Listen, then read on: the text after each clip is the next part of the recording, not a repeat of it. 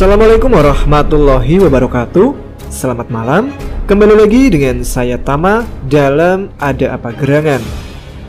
Bagaimana kabar kalian? Semoga selalu diberikan kesehatan dan juga rizki yang cukup.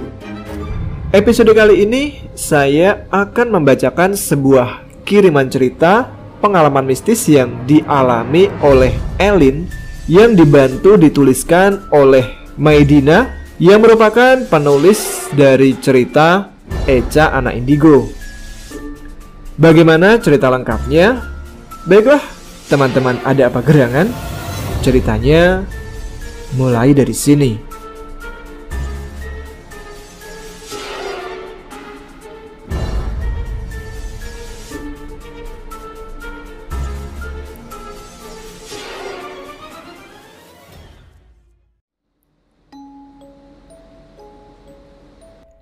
Assalamualaikum warahmatullahi wabarakatuh. Perkenalkan, namaku Elin. Kalian bisa memanggilku Lin, dan ini sedikit tentangku. Bisa dibilang aku orangnya peka, bisa merasakan makhluk astral yang tak kasat mata yang berada di sekitarku. Sekarang ini aku sedang bekerja di luar negeri dan tinggal di salah satu apartemen. Jujur, awalnya meski aku bisa melihat mereka, logika aku masih berjalan. Aku tidak selalu mengaitkan kejadian-kejadian dengan hal mistis. Tapi semakin berjalannya waktu, aku merasa takut akan kepekaanku sendiri. Karena apa? Setiap hari aku merasa seperti diawasi oleh sosok yang misterius. Dikarenakan memang penglihatanku masih terbatas, aku hanya melihatnya sesekali saja. Atau memang dia bersembunyi di dalam tubuhku atau di mana? Aku pun tidak tahu. Jangankan untuk komunikasi, menatapnya saja aku tidak bisa membayangkan kejadian setelahnya seperti apa. Oleh karena itu, aku lebih memilih pura-pura tidak melihat sosok tersebut. Sedikit gambaran sosok wanita tua ini. Wajahnya amat begitu menyeramkan, tapi terkadang juga menyerupai nenek-nenek pada umumnya. Dia memakai pakaian hitam, rambut tergerai acak-acakan, dan dia membawa tongkat. Entah apa kesalahan yang pernah aku buat. Yang jelas sosok itu sosok yang sangat tidak baik buatku. Pernah beberapa kali dia mencelakai temanku, sampai temanku kakinya terkilir hanya karena tidak sengaja menyenggol kakinya yang sedang selonjoran. Dan setiap aku ada permasalahan yang pelik, sosok itu selalu menyuruh aku untuk bunuh diri.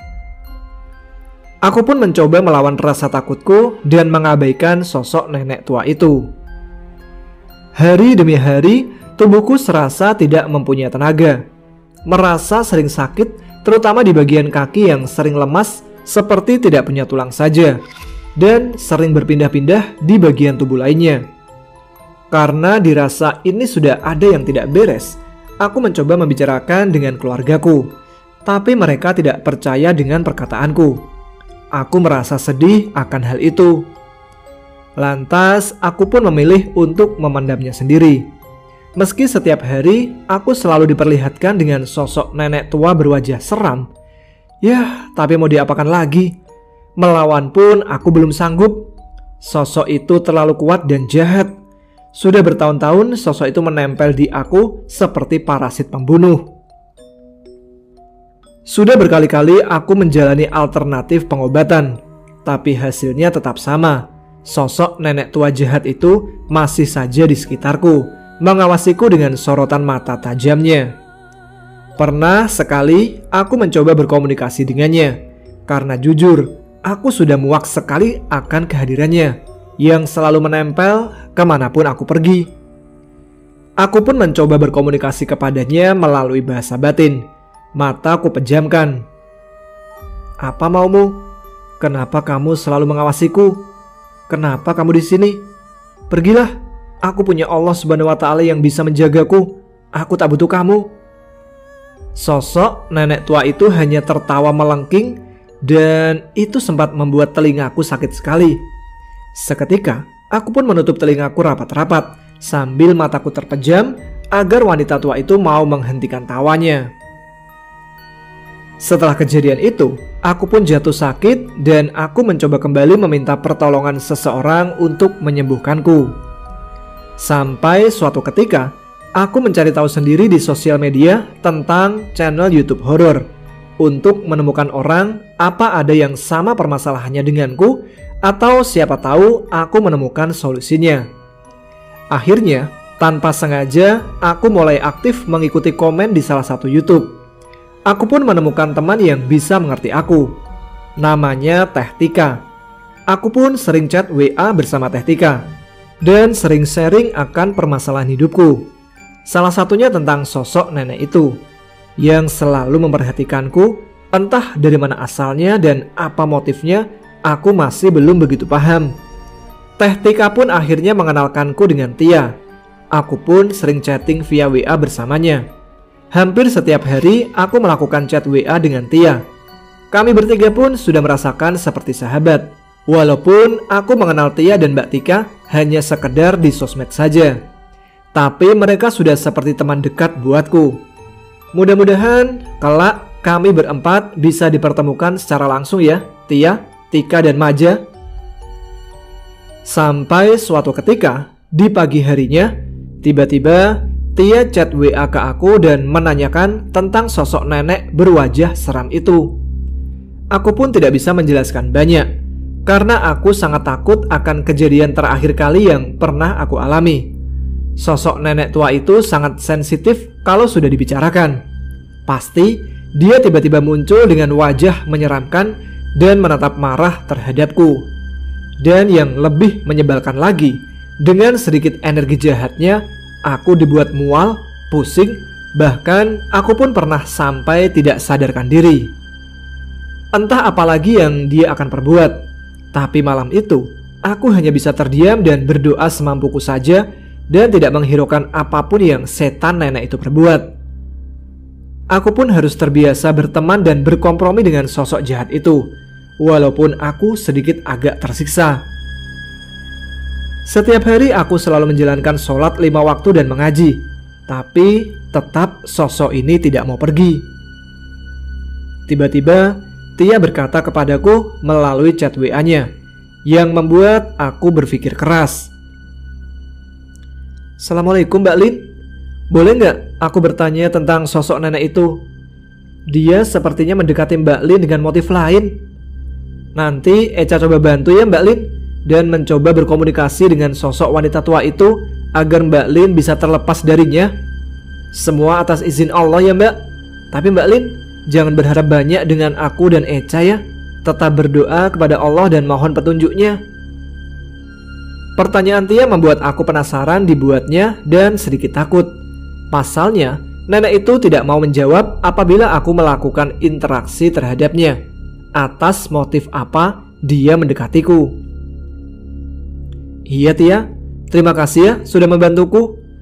Sahutku di tengah keheningan malam, mataku menerawang jauh dengan hati-hati, melihat sekeliling ruangan. Apakah sosok itu masih mengintaiku dari kejauhan? Di tengah keheningan malam, tiba-tiba aku merasakan hawa yang sangat tidak enak. Tapi pikiranku mencoba selalu untuk positif. Dalam hatiku berkata, ini kan udah musim dingin, ya wajar kan? Gumamku saat itu menenangkan diriku sendiri. Tapi belum sampai 2 menit, mataku serasa mengantuk sekali. Aku pun mulai terlelap. Tiba-tiba aku mendengar suara geraman harimau yang membuatku merinding hebat dan langsung membuka mataku. Seketika aku langsung celingkukan mencari sosok tersebut. Entah dari mana datangnya harimau putih itu. Sekali lagi aku mencoba menyadarkan diriku. Aku mencubit tanganku sendiri untuk membenarkan kata hati kalau ini bukanlah mimpi. Aku terus memperhatikan mereka. Seakan-akan sosok harimau itu sedang melakukan interaksi terhadap nenek tersebut. Aku seketika berdiri. Aku pun mencoba merasakan energi harimau itu. Sangatlah nyaman. Aku terdiam memandangi mereka. Tapi karena aku takut sesuatu yang buruk terjadi, aku kembali membaringkan tubuhku dan berpura-pura tidur saja. Meskipun sebenarnya aku sedang menguping pembicaraan di antara kedua sosok tak kasat mata itu. Yang jelas, sosok harimau itu baik. Mataku terus terpejam. Aku tidak berani melihat ke sekitar. Aku hanya bisa mendengar suara setan nenek tua tersebut. Suaranya parau, ketawanya sangat menakutkan. Sesekali sosok nenek tua itu berteriak melawan. Begitupun harimau itu semakin menggeram, menandakan nenek itu harus pergi. Tapi nenek itu tetap kekeh dan tidak mau pergi. Tapi karena sosok itu terlalu kuat, harimau itu pun hanya menjagaku saja. Seketika telingaku mendengar percakapan mereka bahwa intinya setan nenek tua itu disuruh oleh dukun untuk menutup auraku, agar ketika ada pria yang mendekatiku, aku terlihat buruk rupa di matanya dan tidak akan pernah bisa menjalin hubungan dengan seorang pria. Aku pun hanya termenung. Dalam batinku aku hanya bisa berucap, siapa gerangankah yang mengirim itu semua untukku? Kesalahan fatal apa yang pernah aku perbuat terhadapnya sampai dia melakukan perbuatan keji kayak gini? Mataku masih terpejam. Sekilas aku kembali mendapatkan gambaran dengan jelas. Aku pun seketika melihat sosok laki-laki yang menyuruh sang dukun agar berbuat zolim terhadapku. Pikiranku pun melayang jauh, mengingat memori masa lalu yang tak pernah aku lupakan. Di mana dulu aku pernah mengenal dekat siapa lelaki ini, dan bagaimana aku pernah melukai hatinya dulu. Saat itu diriku masih berusia belasan tahun. Aku bahkan tidak ingat bahwa aku pernah menolaknya dulu. Namanya juga masih ABG, cinta monyet. Jadi wajarlah jika aku tidak tertarik untuk berpacaran, karena aku masih sekolah. Tapi sekali lagi, di situ kesabaranku diuji. Aku hanya bisa pasrah dan aku pun mulai berstigma, benar apa kata orang, cinta ditolak, dukun bertindak. Mataku pun terus terpejam. Aku melihat sosok lelaki yang sudah berumur separuh baya memakai pakaian serba hitam. Aku rasa dialah sosok sang dukun yang mengirimkan sosok nenek tua itu untuk menjadi parasit pembunuhku. Sungguh malam yang sangat panjang dan melelahkan untukku. Penglihatanku seperti halusinasi, tapi teramat nyata. Mungkin karena kepekaanku sudah mulai semakin peka. Wallahu alam. Harimau baik itu pergi meninggalkanku, dan Tia pun tiba-tiba chat aku kembali. Gimana Mbak Lin? Apa udah tahu gambarannya? Aku pun hanya bisa terdiam dalam hati. Sepertinya Echa sudah membantuku. Terima kasih Tia. Alhamdulillah aku sudah tahu motifnya. Terima kasih sudah membantuku. Namun aku merahasiakannya dari Tia. Hari demi hari untuk melepaskan penatku, aku pun sering mengikuti live di YouTube di salah satu channel horor. Aku, Tia dan Teh Tika rajin berkirim chat live di YouTube channel tersebut, sekedar menghibur diri dan menambah saudara.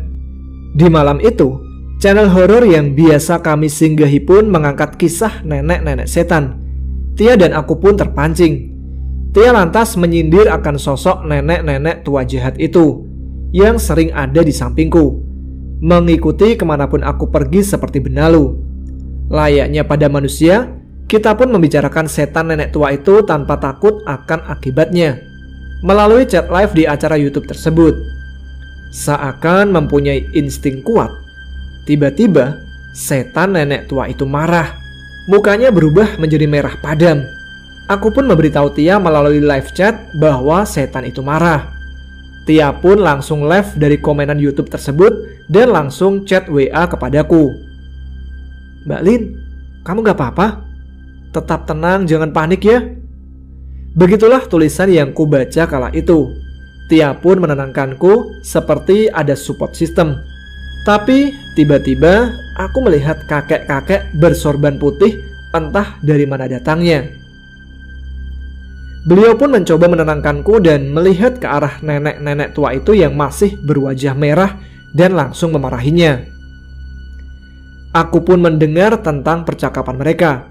Beliau mengatakan, "Ada apa kau mengganggu cucuku dan anak ini?" Aku pun mendengar kata-kata beliau yang seakan-akan menenangkanku. Lagi-lagi seperti halusinasi, tapi itu terasa nyata. Aku masih dengan kondisi sadar dan melihat langsung dengan mata kepalaku sendiri tentang percakapan mereka. Nenek tua jahat itu berkata, "Aku disuruh untuk mengganggu anak ini agar tidak ada yang mencintainya." Sambil tertawa melengking. "Urusan jodoh itu Allah yang mengatur, bukan kamu," ucap kakek bersorban itu dengan nada bicara yang sangat wibawa. Seketika sosok setan nenek tua itu hanya tertawa lalu pergi. Aku pun memberitahu Tia akan kejadian itu. "Alhamdulillah teh, dengan seizin Allah, kakek itu baik," Tia menjelaskannya kepadaku. Aku dan Tia melanjutkan chat live di YouTube horor itu lagi dengan tenang. Keesokan paginya, entah apa yang dilakukan oleh Tia dan Echa terhadapku. Sekitar jam 11 siang, aku membaringkan tubuhku di atas kasur kesayanganku. Dalam kondisiku, aku pun tidak tahu entah aku pingsan atau tertidur di kasur kesayanganku. Aku melihat tubuhku sendiri sedang terbaring di atas ranjang. Dan tepat berada di sampingku, ada nenek tua itu dan ada dua sosok laki-laki berbadan tinggi besar membawa tombak. Sosok itu berbulu, bertaring. Mereka mengikatku dengan sekuat tenaga. Aku berusaha melepaskannya, tapi usahaku sia-sia. Tiba-tiba, dari arah depan ada dua sosok kakek bersorban dan harimau putih yang menghalangi kami. Harimau pun menggeram, menunjukkan taringnya seakan-akan dia melarang mereka membawaku pergi ke alamnya. Lantas, aku melihat anjing dan kucing peliharaan bosku tidak berhenti saling menggonggong dan mengeong. Kucing kesayanganku pun biasanya dia bersuara ketika aku memanggilnya. Sekarang, dia menunjukkan ekspresi seolah-olah dia tidak rela ketika aku dibawa paksa oleh setan-setan itu.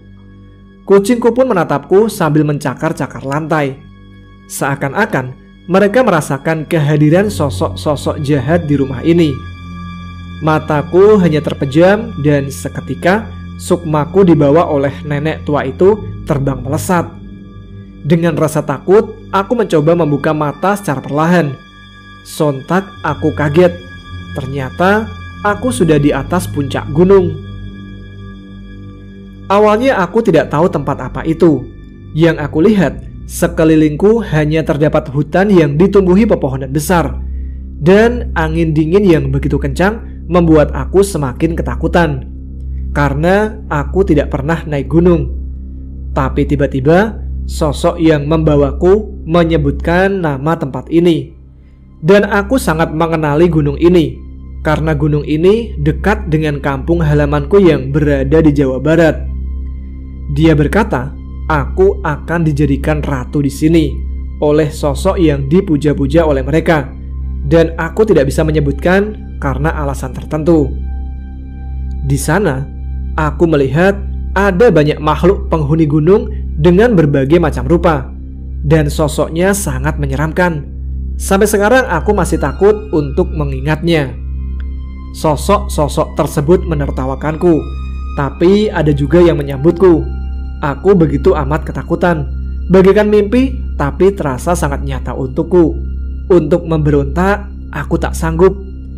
Aku pun seketika mengingat ibuku sambil menitikkan air mata dalam batinku. Aku terus berkata, "Apakah aku bisa pulang? Aku ingin pulang. Aku ingin bertemu ibuku." Aku hanya bisa pasrah, berserah diri kepada Allah, berusaha kuat mengalahkan rasa panik dan ketakutanku. Aku tidak ingin membuka mata. Ingin rasanya aku berlari meninggalkan mereka, tapi aku tidak bisa. Tubuhku terikat di salah satu pohon besar dan dipegang oleh dua sosok genderuwo yang menyeramkan. Aku sadar nyawaku sedang berada dalam bahaya. Hidupku seakan-akan sedang berada di ambang batas. Aku hanya bisa menangis saja, tubuhku sangat lemas. Mataku pun memperhatikan sekitar. Dengan tatapan mengiba, berharap mereka akan melepaskanku. Di sana, aku melihat puluhan genderuwo, pocong berwarna hitam dan putih dari segala arah, kuntilanak, wewe gombel, mereka seakan-akan menertawakanku. Mereka seperti menungguku untuk ditumbalkan dan menjadi santapan mereka. Aku pun tidak berani menatap lama kepada mereka. Sosok mereka begitu mengerikan dan menyeramkan. Di tengah-tengah kepasrahanku, kebingunganku, kesedihanku, seketika aku melihat sosok anak kecil seperti Echa. Karena aku pernah melihat Echa di foto status WA Tia. Dan di samping Echa, aku melihat ada kakek bersorban putih dan harimau yang pernah mendatangiku. Mereka pun bertempur melawan sosok tersebut dan menyelamatkanku dari 2 genggaman sosok genderuwo. Seperti pertempuran hebat, sosok baik bersama Echa pun kewalahan karena melawan jumlah mereka yang sangat banyak. Tiba-tiba dari arah kejauhan aku melihat ada macan hitam yang sedang berlari sangat kencang.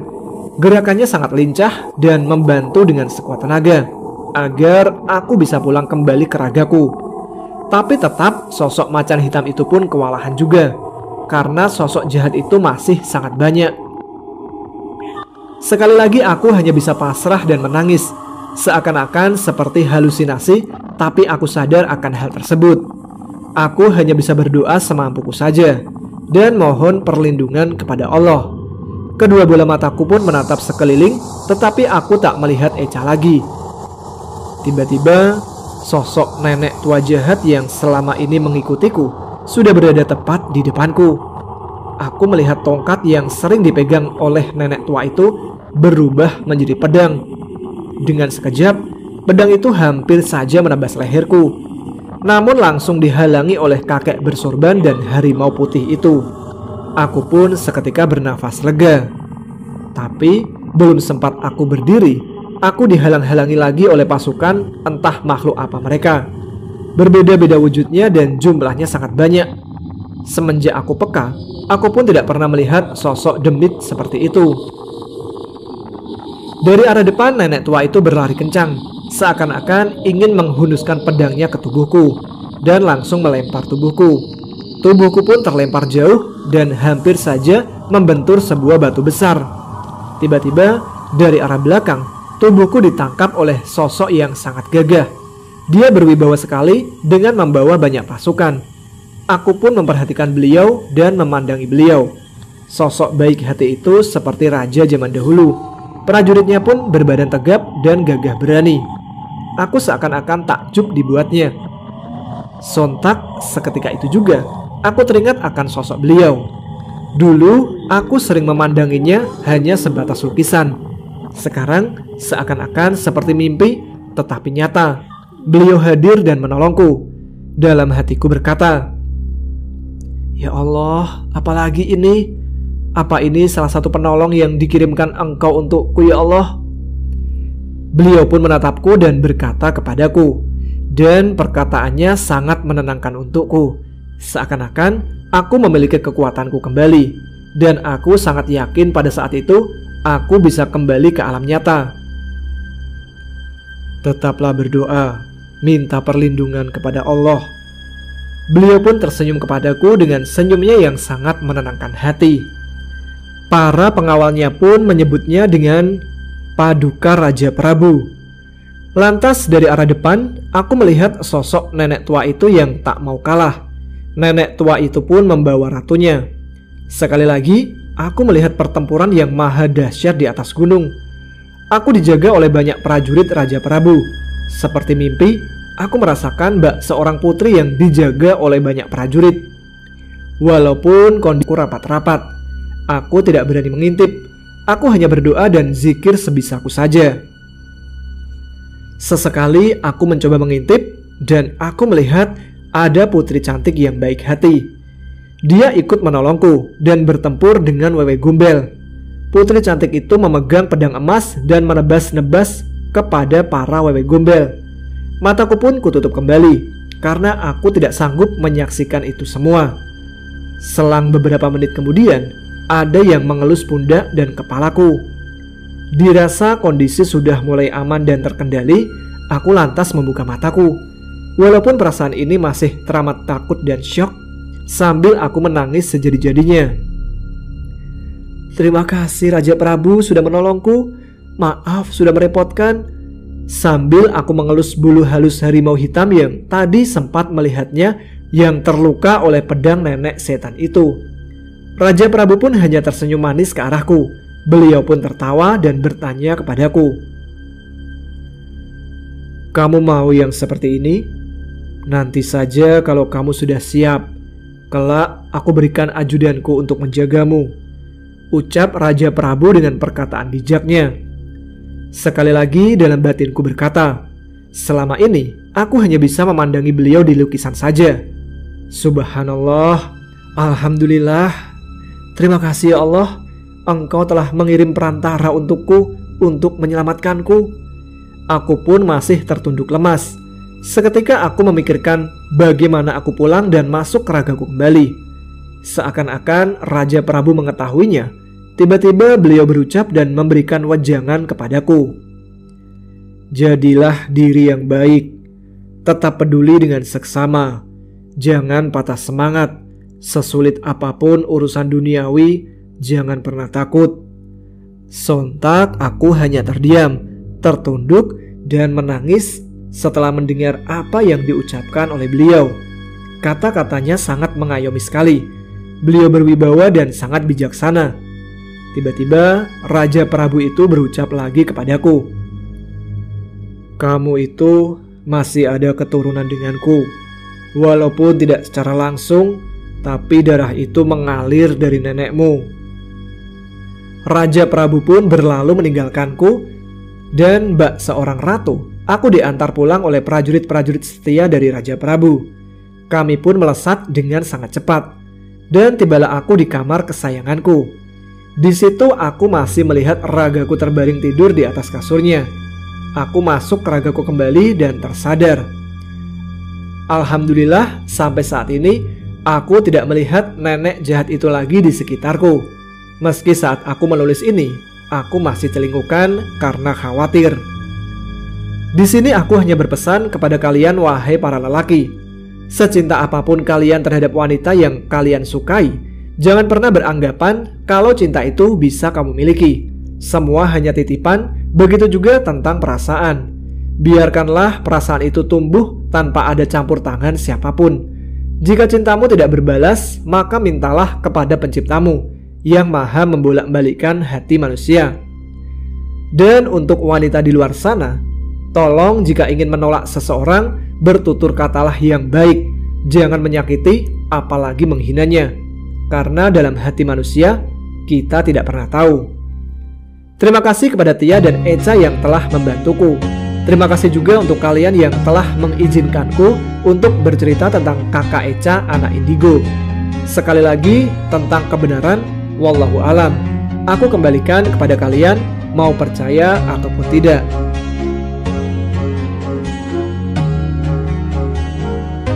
Terima kasih Mbak Aileen dan Mbak Maidina yang telah membagikan pengalaman mistisnya untuk kita nikmati bersama. Semoga dari cerita ini dapat kita ambil hikmah dan pelajaran untuk kita semua. Terima kasih juga untuk teman-teman Ada Apa Gerangan yang sudah menyimak episode kali ini. Semoga dapat menghibur kalian pada kesempatan kali ini. Namun, sampai di sini saya menemani teman-teman. Kita jumpa lagi dengan cerita-cerita lain yang insya Allah tak kalah seru. Jangan lupa subscribe bagi yang belum. Tuliskan komen, tunjukkan eksistensi kalian. Saya Tama pamit, tetap semangat, jaga kesehatan, selamat malam, selamat beristirahat. Wassalamualaikum warahmatullahi wabarakatuh.